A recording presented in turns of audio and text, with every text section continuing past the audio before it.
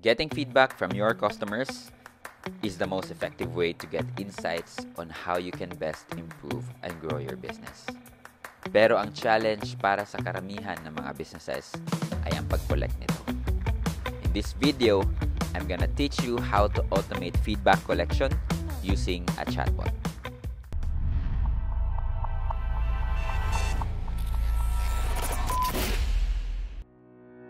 Hello everyone, my name is June, and I help businesses scale through marketing automations. First, ano nga ba ang chatbots? A chatbot is basically an automated messaging. Pwede mong i-customize ang mga messages para gayahin ang iba't ibang conversation na maaaring mangyari between your customers and your business. So, bakit chatbot ang gamit natin to collect customer feedback? Unlike traditional feedback forms na medyo static, chatbots can converse in real time. This improves both the response rates and the quality of feedback by making the experience more interactive. Sa madaling salita, hindi boring. Now, let's set up a chatbot that efficiently gathers customer feedback. And para magawa to, you'll need a chatbot platform like ManyChat or ChatFuel. For this tutorial, we'll use ManyChat because of its user-friendly interface and versatility.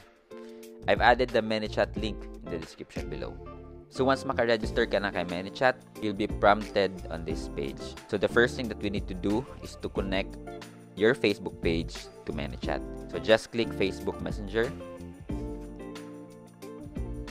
And then magpo-populate dito lahat ng Facebook page that are managed under your profile.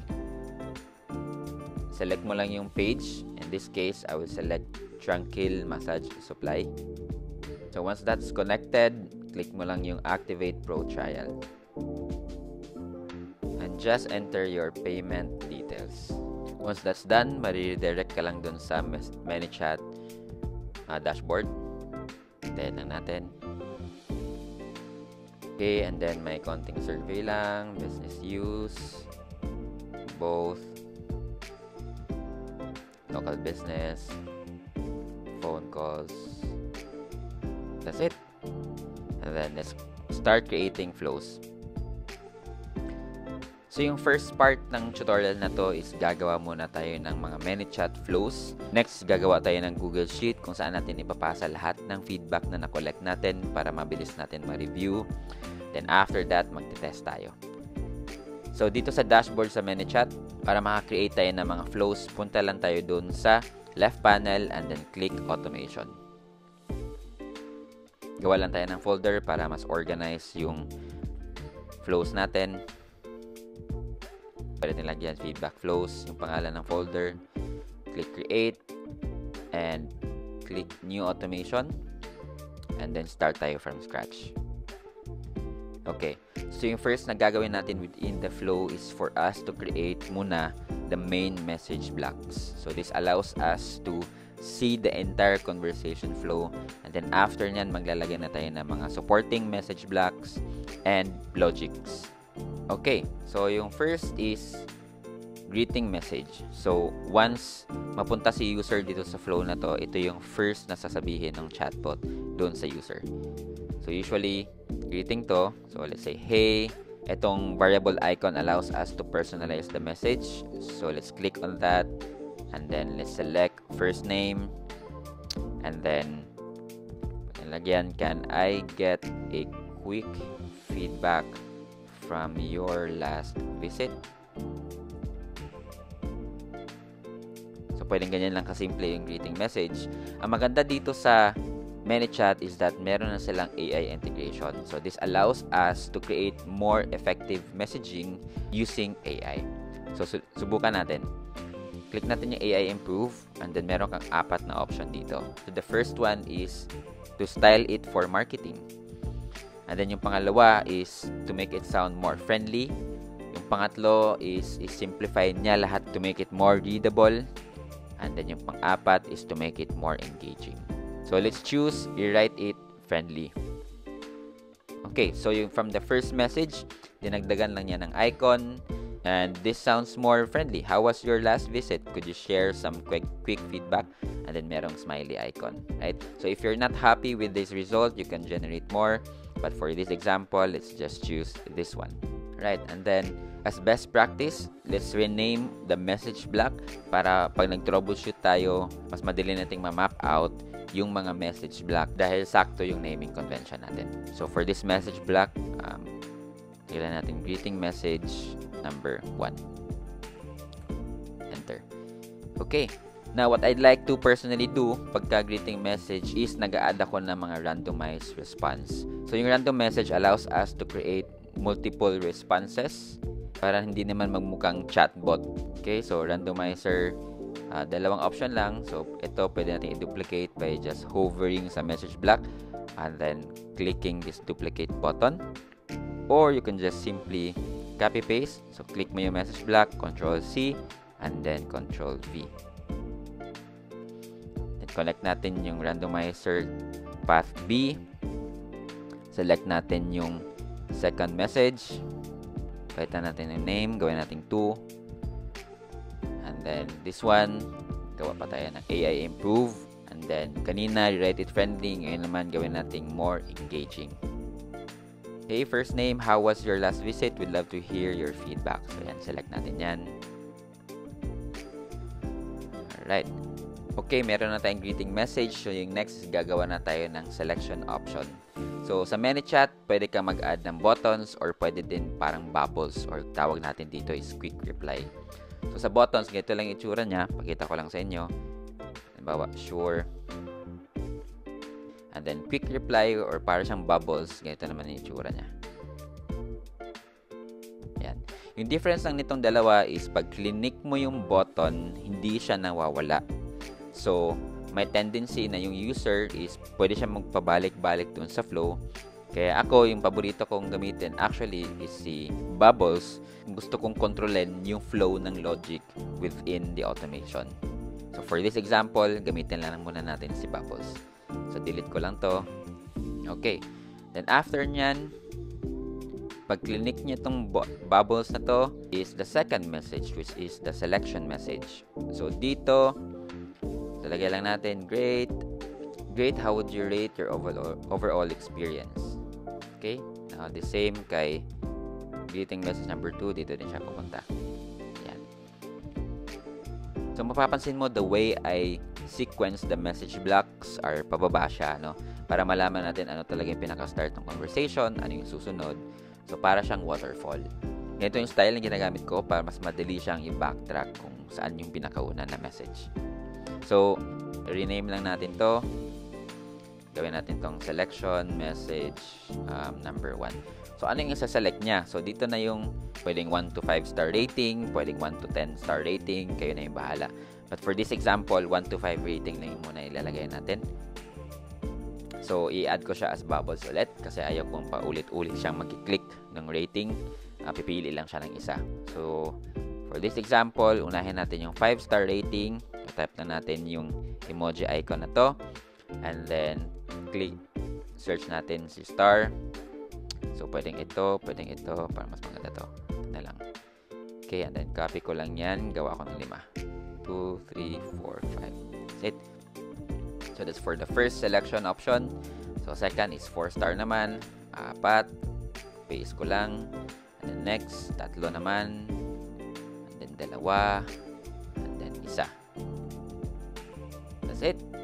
After na mag-select ng rating, hinga naman natin sila ngayon ng open-ended feedback question para masabi talaga nila yung accurate feedback na gusto mong marinig from your customers. Ang kagandahan nito, since nasa messenger platform yung paghingi mo ng feedback, they can be as honest as possible at they can take their time to give the feedback. Okay, so yung next natin gagawin is mag-create na tayo ng path for each of the star selection option. So, first is yung 5 star. Select lang natin tong circle dots na to. And then, gawa tayo ng message block. Lagay natin dito, feedback, message number 1. And then, pag click niyan, pwede nang sabihin natin is fantastic. We love hearing your thoughts. What do you love about your recent experience. Smiley. Smiley. Yan.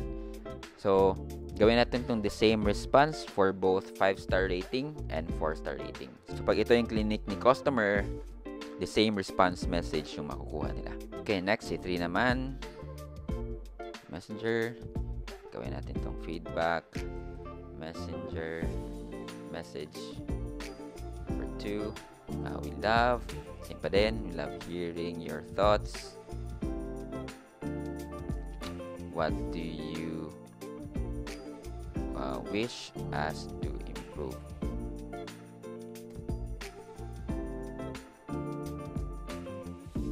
Yan. So, napansin mo medyo iba yung naging context ng second message dahil medyo neutral si customer. So, hindi siya nag-enjoy, hindi din siya napangitan doon sa service. So, kaya mahingi lang tayo ng feedback on how we can improve our service to better serve our customer. Okay, so last one is for the rating 2. Natin to feedback message number 3. Enter. Sabihin natin, we are very sorry for this poor experience. And then, lagyan natin ng medyo personalized. So, first name. And then, can you share more details? So, yung pangatlong feedback message natin is sounding more apologetic now kasi of course 2-star lang yung ni-rate ni customer. So for sure merong problem doon sa service. So we wanted to know and get more details kung ano yun. So of course if 1-star lang yung rating nila, for sure the same lang yung sentiment ni customer.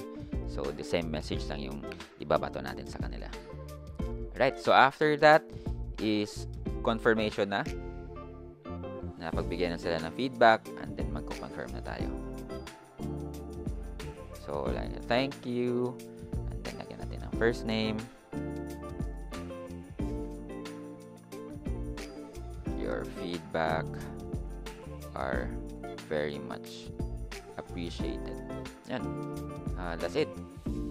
Connect natin to and then connect natin to. Okay, so na-build na natin yung main message block. So, makikita mo dito yung sequence ng pagbato ng each of the messages and the entire part of your automation.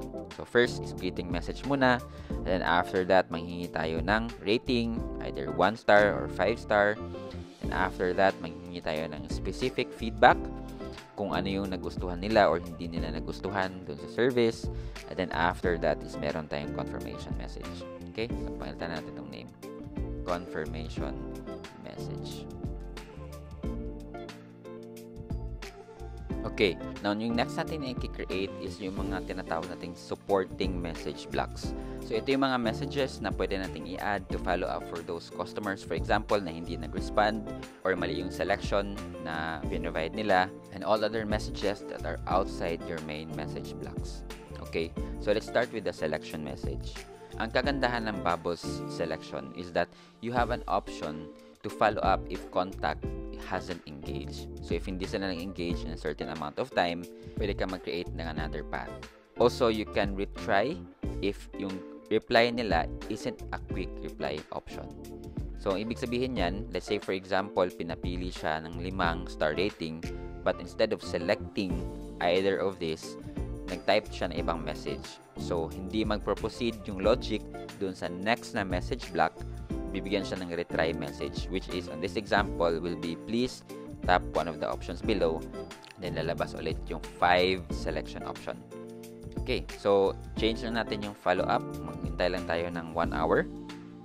If hindi sila nag-respond, we will create another path. And then, sa retry message, tatry lang natin siya twice. After enabling the if contact hasn't engaged toggle, mayroong lalabas na red button dito as an alternative path na pagdadalhan niya dun sa customer if hindi sila nag-engage dun sa chatbot. So, in this example, gawa tayo ng another message block. And then, lagyan lang natin no response message number 1. I know you're busy Then, lagyan natin ang first name para mas personal. And no worries. We can do it next time. So, if hindi nag-respond si customer after an hour, ito yung sasabihin ni chatbot. And then, close na natin yung conversation. Alright. So, that's it. Tapos na tayong maglagay ng mga message blocks, both main and supporting na mga messages. Next is kailangan na nating i-create yung logic. But before that, we first need to create the Google Sheets para alam natin yung mga variables na need nating i-add before natin i-implement yung logic ng automation. Okay, so create ka lang ng Google Sheet. And then, gagawa lang tayo ng mga header which will become the variable within our automation sa ManyChat. So, first, gawa tayo ng user ID variable. So, ito yung user ID na i-produce ni ManyChat that is unique to every users. So, kailangan natin itong i-capture para mas madali tayo mag-search ng mga user na nagbigay ng feedback. And then, after that, add natin yung full name. And then, user feedback date. Kailan nila binigay yung feedback. And then, user rating. So, dito natin ilalagay yung mga stars nila na rating. And then, user feedback naman, dito natin ilalagay yung mga feedback nila dun sa open-ended question natin. Okay, so after creating that, lagyan lang natin to ng name, feedback, collection, example. Usually, yung header na nilalagay ko dun sa Google Sheet is the same format sa variable na i-create ko doon sa ManyChat para hindi ako malito. So, kung ano yung format nito dito, halimbawa, full underscore name, yan din yung format ng variable na i-add ko doon sa ManyChat. So, balik tayo sa ManyChat, and then punta tayo ng settings, go to fields, okay, and then create new user field. So, yung una nating user field is user ID, type niya is text, and then best practice din is laging mag-add ng description para pag nag-troubleshoot tayo next time, alam natin kung para saan tong variable na to. Stores, user, ManyChat. Okay, then next, add ulit tayo ng isa pa. Full name. Let's add another one. User feedback. Date. Okay, sa type, date na yung isa-select natin. Stores the date when the feedback was collected. And then, patay ulit. User rating. So, dito text ulit. Stores the user's feedback rating. And then, last one is user feedback. Text ulit. Stores the user's feedback. Okay, that's it. Na-create na natin yung variable. So, next, balik ulit tayo dun sa automation. So, punta tayo dun sa automation menu, feedback flows, and then yung flow na ginawa natin. Okay, so i-add na natin yung mga variables na na-create natin to serve as a placeholder or pwede din to control the logic of the flow. Okay, so select ko lang muna to. Layo ko sila ng konti. So, yung first is, ang sinelect ni user is 5-star. Mag-add ako ng action.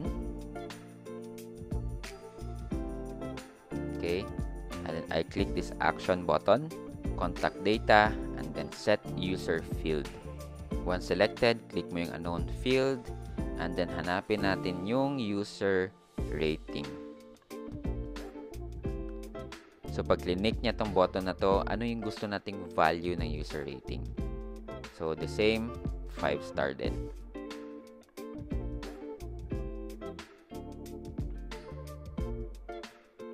And after that, papasok doon sa feedback message number 1. And then, next naman, si rating star number 4. Copyan ko lang to. Again, you can just click this duplicate icon or pwedeng copy and paste, Ctrl-C, Ctrl-V. Duplicate lang natin para madali. Just the same.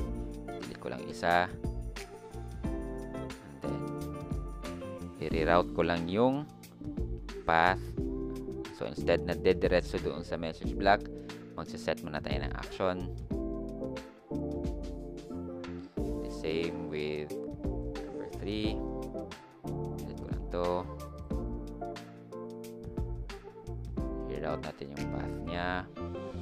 Set muna tayo ng action before natin siya ipapasok sa feedback. Message number 2.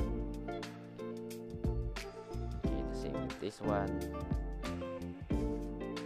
Natin to. Natin siya ipasok sa feedback message number 3. Same with this. Okay. Delete natin to. Tsaka natin i-route yung 1 star. Okay, that's it. So, ang ginawa natin is every time isa-select ni customer yung mga selection button, meron tayong action na gagawin to set the value sa variables na user rating.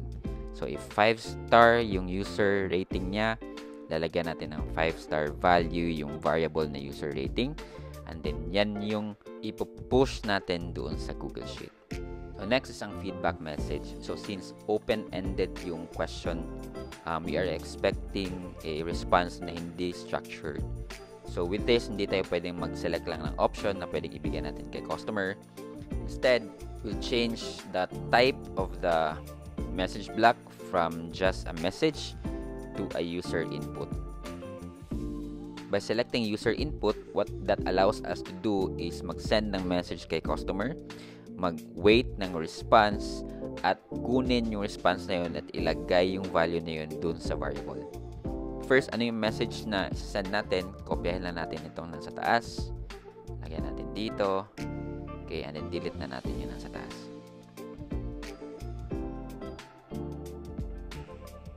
So, second, we'll wait for the response. So, yung response would be a text. And then, save natin yung response na yun doon sa variable na create natin. So, in this case, that would be user feedback na variable. Gawin din natin to sa iba pang mga message block.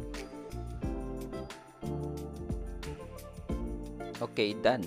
So, meron ding na-create na additional option kapag kasi users hindi nag-engage or hindi nag-respond in a certain period of time. So, gawin lang natin itong 1 hour. And then, after nyan, i-connect natin siya on the same no response message.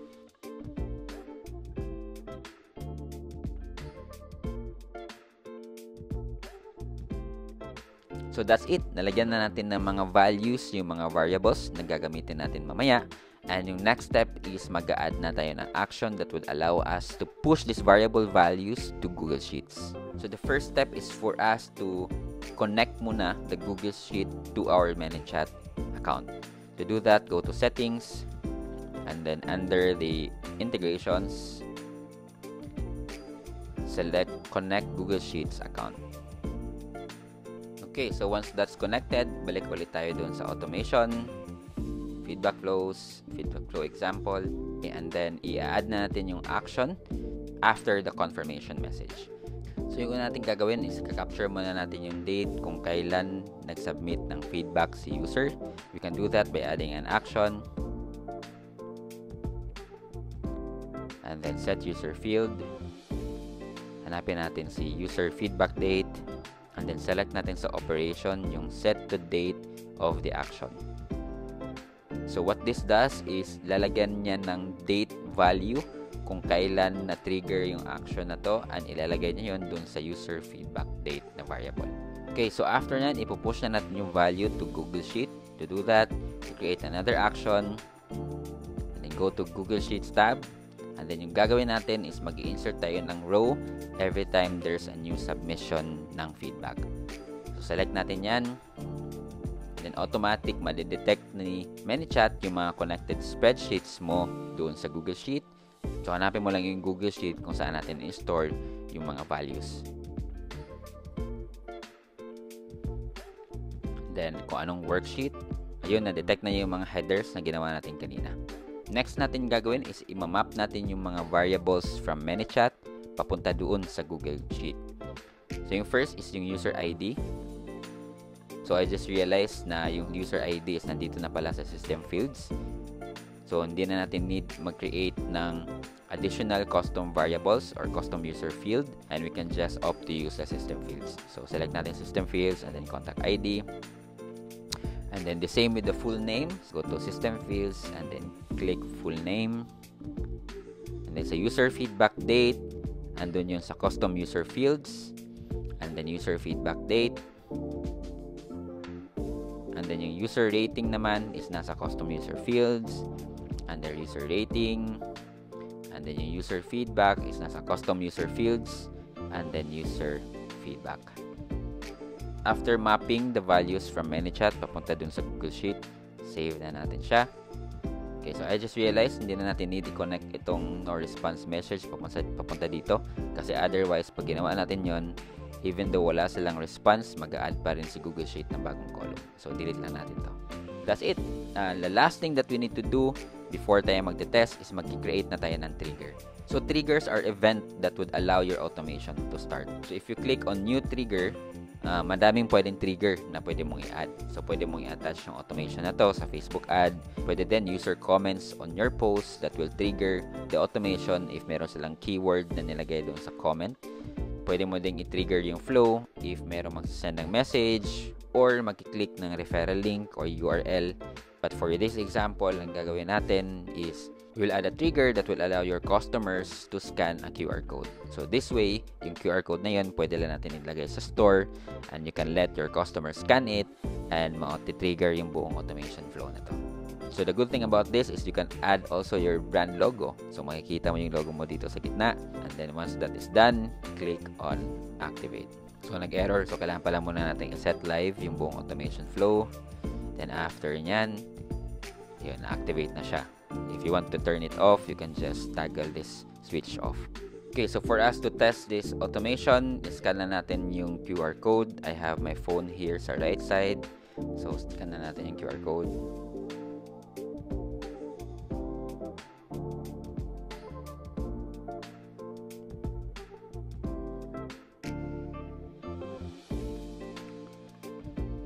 Okay, so first message niya is yung greeting message. So, hi Geraldine, Faye, how was your last visit? Could you share some quick feedback? Sure. Then after niya is ang selection message. So, great, how would you rate your overall experience? Let's say 4-star. And then next is ang feedback message. Fantastic, we love hearing your thoughts. What do you love about your recent experience? So, tap na natin great service. Love the food. And then send. After that is ang confirmation message. Okay, and then dapat nag-populate na yung Excel file natin. So, nandito na yung message ni user. So, that's it. Successfully na-automate mo na yung feedback collection para dun sa business mo so you can get more insights on how you can grow and improve your business. I hope you find value sa video na to. If you did, please like and subscribe and share for more valuable tips on how you can automate and scale your business.